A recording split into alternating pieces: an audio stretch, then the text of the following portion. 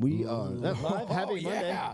What up? Hey, man. How you doing? All right. We are building the plane in midair. This is what do we say? Monday morning maintenance right yes. now. And it really and truly is. Oh, look at that. This Okay, is like reset meta. came up automatically. Yes. So we're also dabbling in the live chat realm. Yeah. I think the goal of Monday is now becoming like every week we want something to be improved incrementally in the way that we approach like the podcast for our Yes. clients, right? Like that's good. And then we get to kick the tires on like what's going on with us. Yes, Like absolutely. And we are hammering out the dents in real time. In absolutely. public. Absolutely. So the topic du jour was we're trying to dial in. So actually, we could lay out the framework of what actually happens behind the scenes. Like on our back end? Yeah.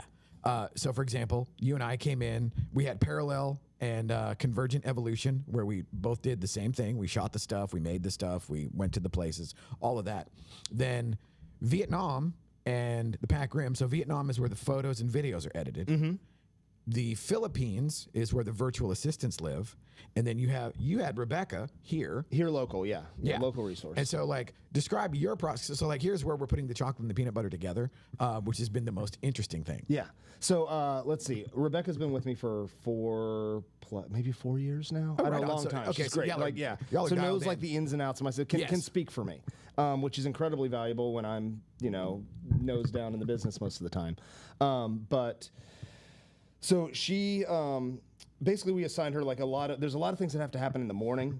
Yes. And so she has very specific tasks to get photos delivered, confirm appointments for the next day. And we have some very structured tasks that have to happen like all the time, just rinse and repeat every day.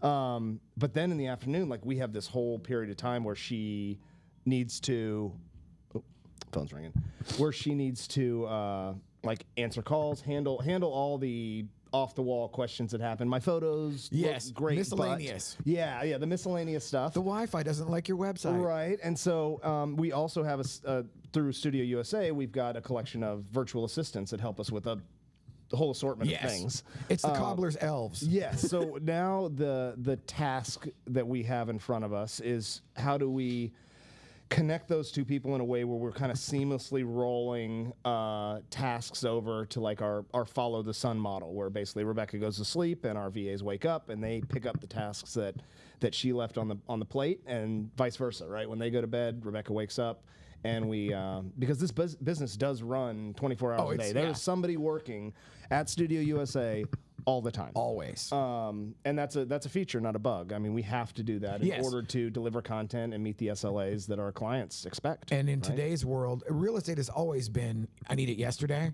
And there's always that sense of urgency anytime you're in a situation where you eat what you kill. So it's it's a baked in issue as far as the urgency. However, like you and I both realized early on, when you're the only guy, when you're doing all the stuff, you're shooting the stuff, you're getting it to the editor, you're making sure the editor gets it back to you, you're delivering the stuff, you're troubleshooting, you're collecting the money, and you're marketing. Oh, yes. of And you're course. scheduling. Yes, you have to get more clients.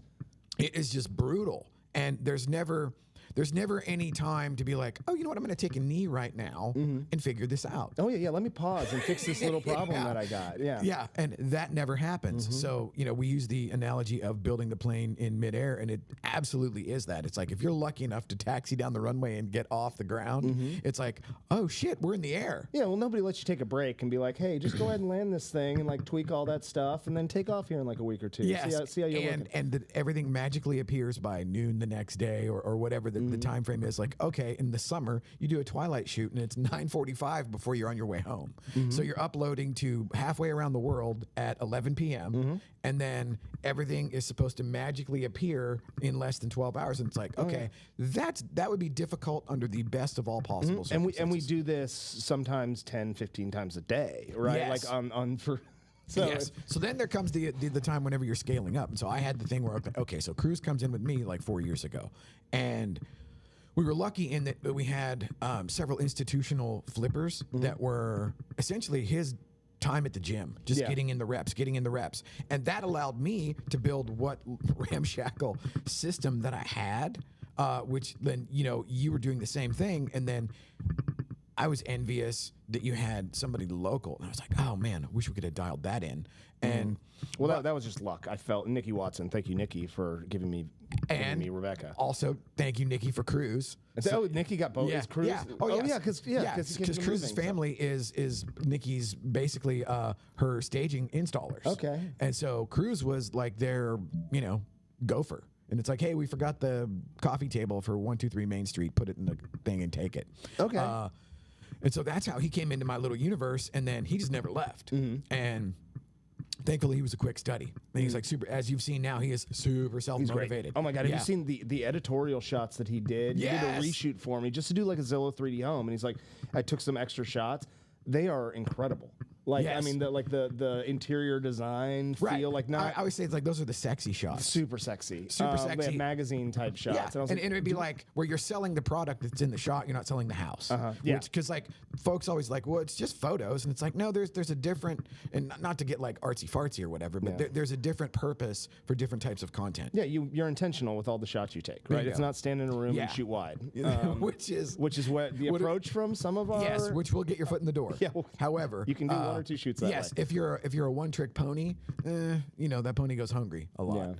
And that's where we added stuff along the way. But even like right now, so virtual assistant Kareen, who is, she works from 6 a.m. to 8 a.m. and extends until 11 until Trang, who's in Vietnam, finishes. Don't worry, I'm only putting in 2 hours in the morning and 2 in the afternoon, a total of 4 daily, then 5 to 7. Okay. And so like there, that gives us, so before we went on the air, we were discussing how to integrate more, where we're like kind of like the Brady Bunch.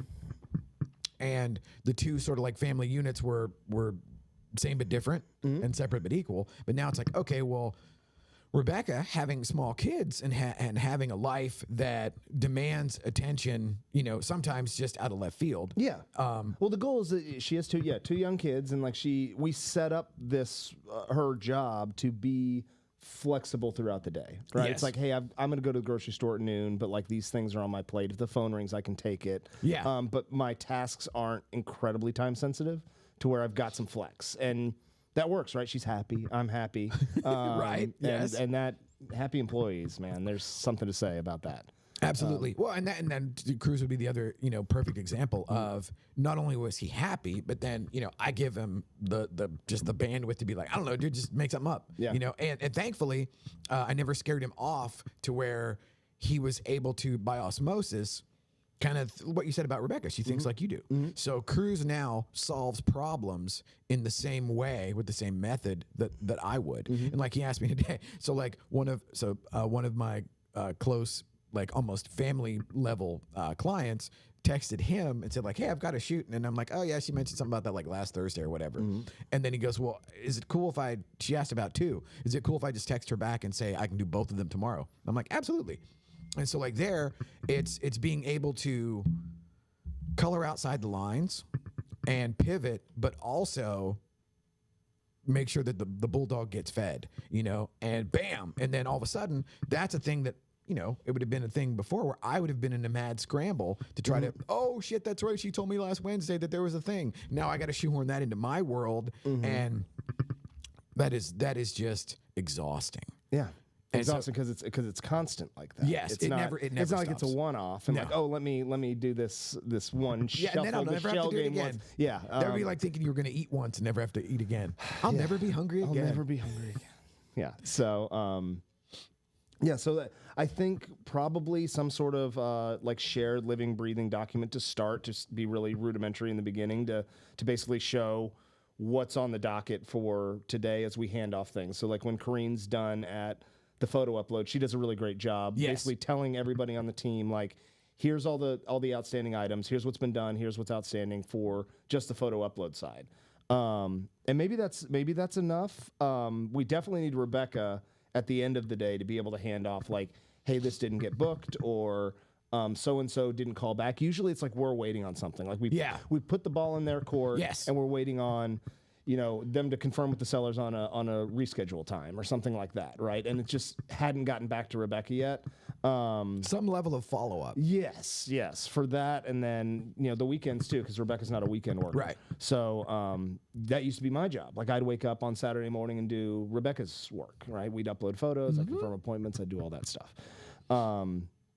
But yeah, I think that's probably the starting point to get that. Yeah, and I'm thinking, like you said, some sort of Google Doc or some sort of interactive list or scheduler that can, and then I think we should probably too maybe, the old explain it to me like I'm 5. As far as like, okay, here's what is needing to be done between, I don't know, 8 a.m. and 10 a.m. or 11 a.m. And then at 11 a.m. Rebecca comes on, if Rebecca is live from, I don't know, 11 to 5 or whatever. And then if Kareen comes back at 5 to 7, well, then that allows, and then everything just goes to voicemail after 7 or whatever, or email. Yeah.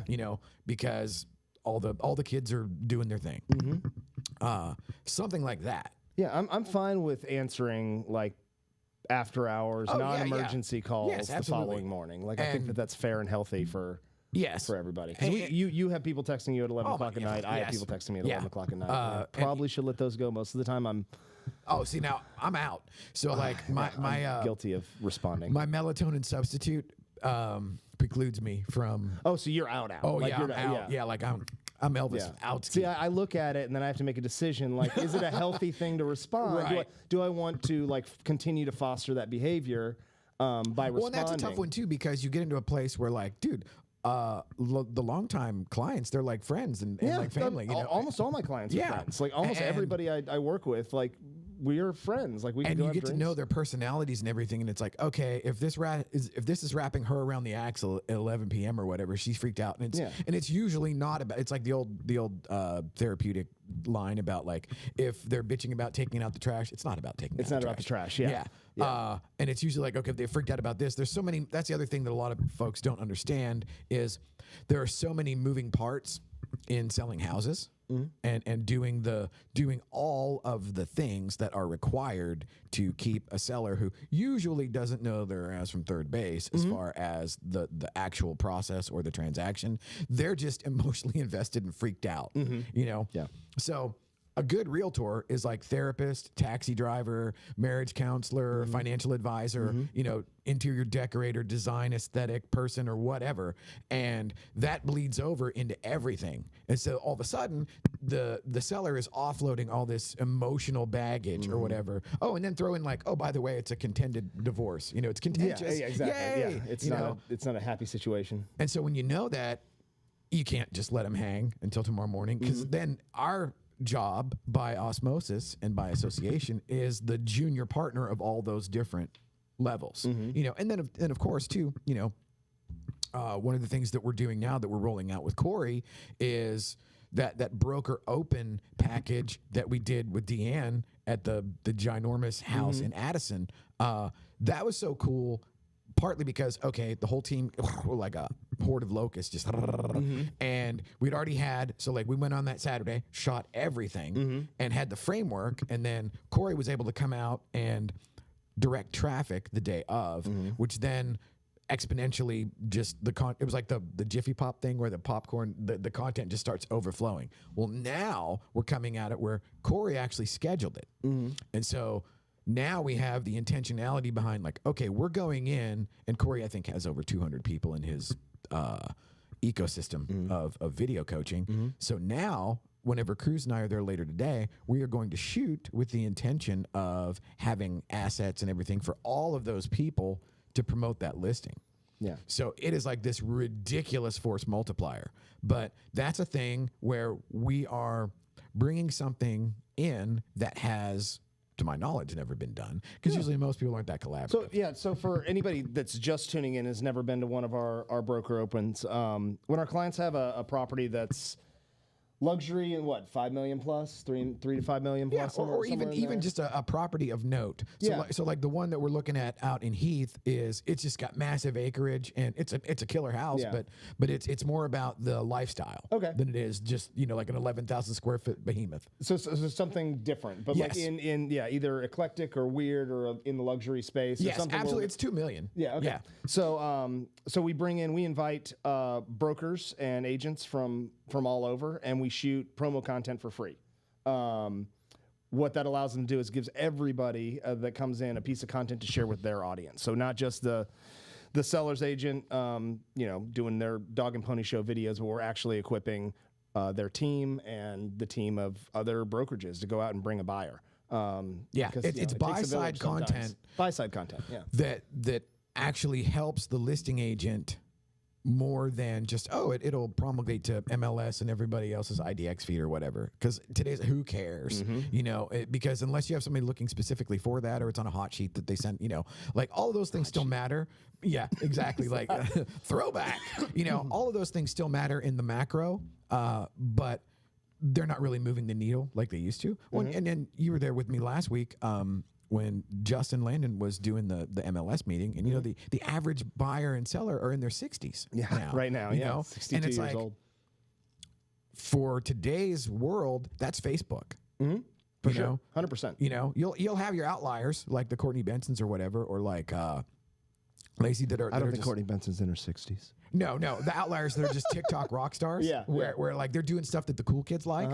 But they're the outlier. They're the exception that proves the rule. Yeah. Certainly. Whereas the vast majority are going to be on the Facebooks and LinkedIn's of the world, where it's a little less, like jump cut, quickie edit, and it's a little bit more of the storytelling or the conveying the message of value versus, hey, look at this, and so there's something to be said for both of them. But I love what we're doing now, and the fact that we can kind of systematize it. That was the key at scaling anything. Even kind of going back to like now, where we're trying to figure out, okay, real actual human in DFW and virtual assistants in the Philippines.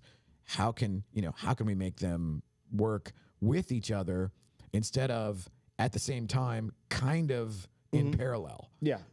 It comes down to process at the leadership level that we haven't really implemented, because both of us are stuck in our ways, and we have our own process and the ways that we trust, and like tried and true, ain't broke, don't fix it type of attitude. Or I just don't want to look. You know how it is. You get conditioned where like if it's not actively on fire, it doesn't need my attention. Well, a lot of times we like at the level we're operating, we don't necessarily always see all of the nitty gritty in the day to day, and like things get fixed all the time that I don't know about. And I got a dose of that on Friday. I was going out. We had a family thing out at my mom's house, and on my way out there, I got 4 inbound calls. This is like at like 9 or 10 a.m. I got 4 inbound calls, or maybe it was 5, like on my drive out, of like action items and things to do. And I was like, okay. And then as I'm sitting there trying to get all Rebecca's work done, because Rebecca was on vacation, more things just started coming in. And I'm like, okay, this is like, these are things that would be fixed without me ever knowing. Yeah, you would need, you would like even hit move this awareness. here, shift this here. Where's my photos? Download this stuff. Can I get a new version? Things that just happen and you just forget. I mean, I guess maybe it's a good thing every once in a while to have one of the people that you rely on to step away for a second, to just like be like, hey, this is all the stuff I do. The takeaway is Rebecca can't go on vacation. The takeaway is we have to figure out a process for handling inbound customer relationship stuff. Now we get into like the tactical, which I love, because it is the idea of like, okay, so we're using Dialpad, which is great idea. Great in theory. Yeah, great in theory. Somewhat of a monumental pain in the ass in practical application, as far as, and I get it, there's like all the spam rules, whatever, opt in, opt out, this, that, and the other, the verbiage, the language, or whatever, but it's like, holy hell. Been down the rabbit hole with these guys, and I'll have to do it again later today, to jump through the hoops, so they authorize text messages. Yeah, so we can't, if you're texting inbound to us and you get on a weird website text phone number. Yeah, on the website phone number, and you get an outbound text back to you from like a weird phone number, usually identifying myself, that's because our outbound text Uncle Sam doesn't let us text out yet. Yeah, well, they think they want to verify that we're not spamming you guys, so they're requiring us to provide a lot of information on the type of text we send, the fact that we do provide opt-outs or just a bunch of jibber just a bunch of the technical stuff. And it's like they never seem to be able to have difficulty reaching me to get a political donation. It's like, wow, somehow that made it through. Yeah. But this is not. Yeah, I get what, a dozen spam things a week. Oh yeah, with yeah. donate to my Red campaign. Alert, red yeah, alert. no problem. Yeah. That gets right through. It's but all I can't. over if we don't do this. What's weird is that the way we communicate, we don't use it for any outbound marketing at all. No. We are almost all our text messaging is almost in response to the way. So we're just giving you a way to communicate that you want to. Yes. Like we have phone, text, and email. Yes. You're more than welcome to reach us on any of those, and we're responding in the medium that you reach out to us. Yeah, and it's if there's a way for problem. us to yes, plug in, the team in the Philippines, because English is like 1B in their they're language. all very good. So we're going to try to do that just for the simple fact of the continuity. Yeah, or if we just run chat, right, from the Philippines, where we just say, like, Yeah. inbound call comes in, like, chat comes straight out saying, like, hi, I'm so-and-so, how I can I wouldn't help even you? think about that. Yeah, we can just run it through chat. And just say that I wonder if when that- the text messaging is back up and running, that would be the method that most people, most of our agents prefer text, and there's a Oh yeah. there's a thread of history there where we can look back and be like, what time did we say that? Yes. To? And There's it's searchable. value. All of having those it things. 100%. documented. Okay, so that goes on the list. On so, the docket. So now, are you thinking like a chatbot on the website, or? Well, no, I was thinking that it would go through chat, like our text message chat back out once we get text Okay. messaging Oh, working. gotcha, where gotcha. like where the VAs wouldn't have to pick up the phone and call somebody and solve They would the problem. return a call We would with a return the call text. with a text, and we just say Yes. like, hey, because it's at that point it's after hours, right? And Yeah. if we have an emergency, we can address it right then. If not, we can, we'll have some standard operating procedures Okay, on when so we that's hunt. that's action item number 1. Yeah. Because now, like you said, and just to pull the curtain back, because we did have everything kind of baked in separately, Mm-hmm. I wasn't in the loop on what Rebecca was doing every day, and not as a negative, but you'd be like, oh yeah, and I'm like, oh okay, I don't know, Yeah. and she would only reach out to me if you weren't available, or if it was like somebody that they were asking to ask me, or like, or Ask Rick specifically, yeah, or yeah. Rick said this. Rick said, oh no. Yeah, it's like, oh shit. But I had no idea like what her day actually looked like, because I've been trying to slowly get away from where I'm included on every email, every thread, every text, because one, the bandwidth isn't there for the human to do that consistently, and two, there were so many things that I didn't see, yet my name was on it, and that gives the false impression that like, That you did see it, yeah, yeah. that he's scrutinizing everything that is going on, and it's exactly what you said. There's so many things happening and so much is moving that there's no way. And even if I looked at everything, because like think about it, if you looked at everything that came across your screen in a day, how much would you retain even if you technically saw everything? It's just categorically impossible. I think there's also there's a sense of a need to give your team the reps to Yes. solve that problem. Autonomy. So every once in a while, Delegate. like I'll look at, like, we use WhatsApp, we use Facebook Messenger, we use a lot of like normal all- tools, all of like the all above. over the place. Yes. But like I'll look at the WhatsApp and there'll be like 19 new messages, and I'll look at go through the thread and I'll be like, let's see how they solve this. Yes, I love it. right? Well, and autonomy leads to like cool shit like these under lights here where Austin, and look at all the mood lighting. We got the red, white, and blue going. Yeah, so we want to improve everything Monday. So we did the lighting last week, right, which has been great. And this week we're doing live chat. So Austin's got set up live chat that aggregates all of how many platforms are we going out to? Like 14, 12, 10? Yes. Yes? Okay, some. So it's actually going to take all of that from like Facebook and Instagram and TikTok and stuff and aggregate it so we can see all the chats. Yes, in and so we get to be one- our own guinea pigs as far as just being able to figure this stuff out, Yeah. because we've got clients that actually do have the people that are watching our clients. Yeah, for the ones that actually do watch our clients. And even like this morning, Teresa emails me and says, "Hey, can we?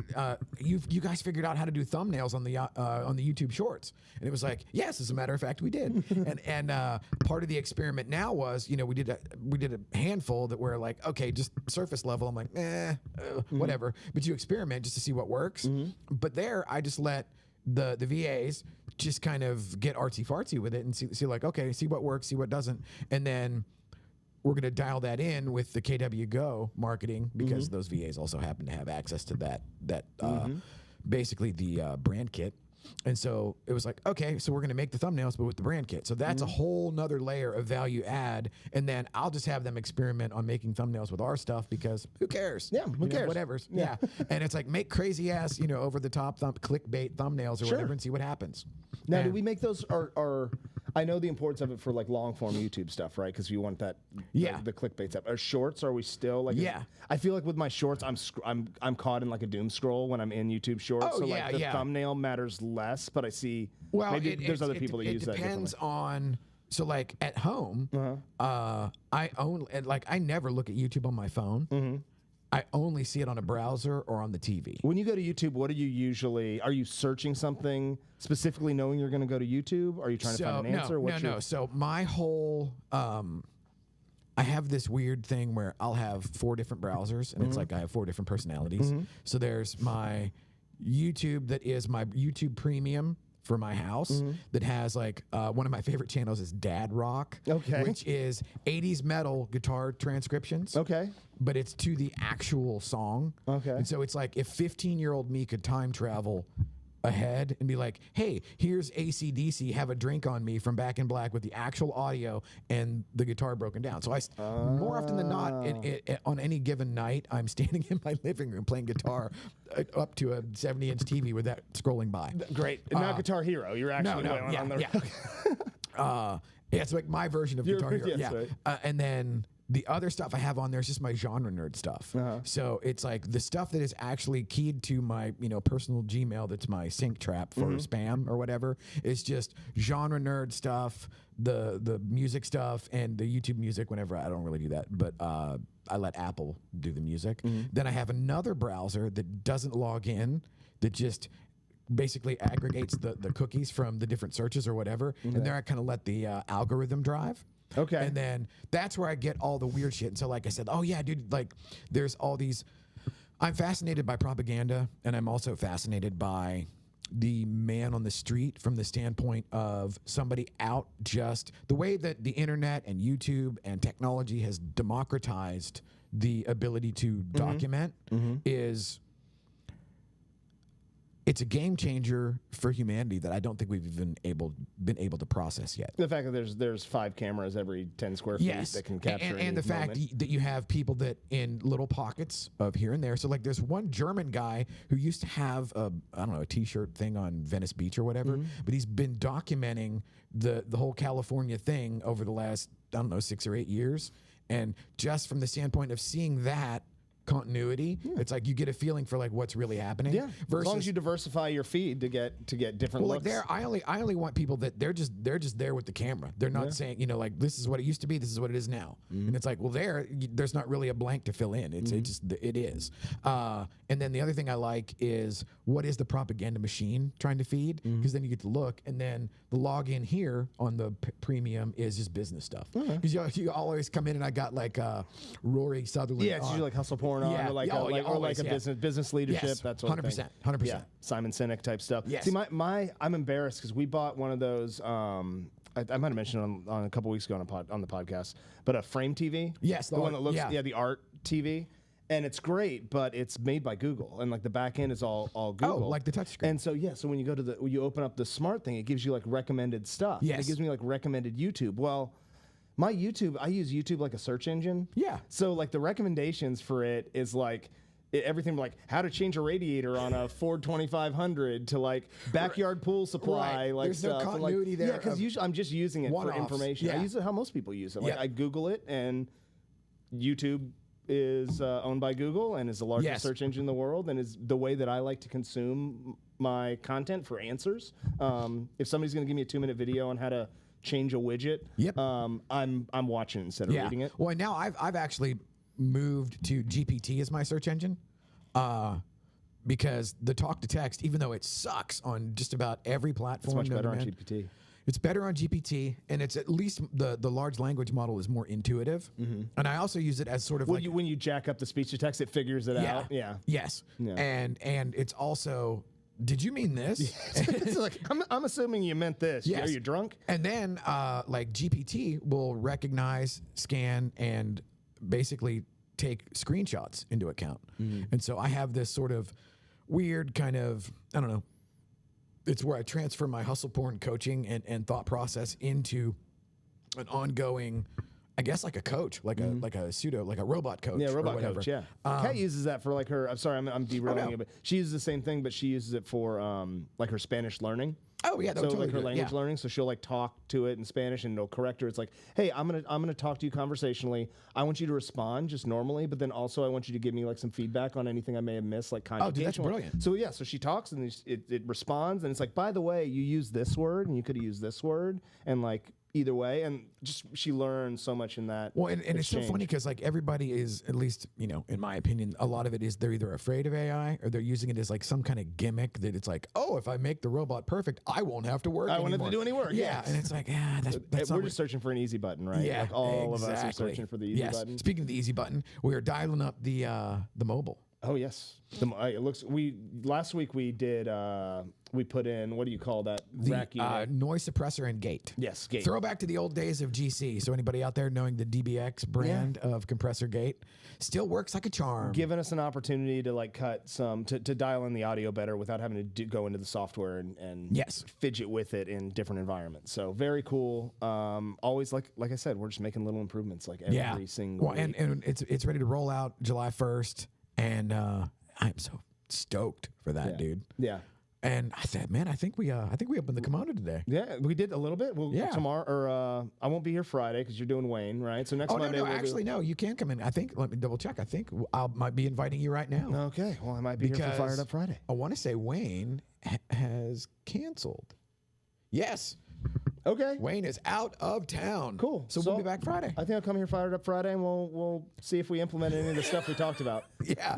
All right, All right, we'll hold ourselves to it. take All right, care. brother. Have a good one. Yeah.